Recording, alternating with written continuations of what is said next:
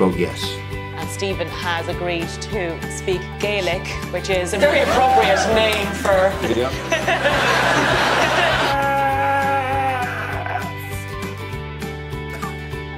Bavralum go make and sunnas kena egar and eg cosul lums.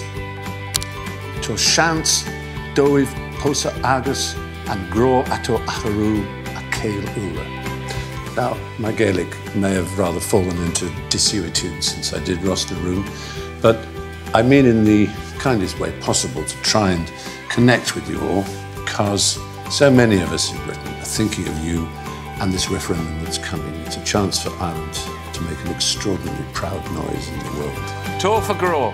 Tor for grow. Come on, for the crack. Is that right? You're good? Perfect. Ireland has a long history of Never fighting seen for equality such and carry on. against injustice. Filled And it will be an exciting day for Ireland. Filled. And for our reputation around the world if we can back this wonderful, wonderful occasion. Adam and Eve didn't do that thing for a joke. Please vote yes. And also top of the morning to you. We never say that, Josh. But I've never been. But I've heard it's great.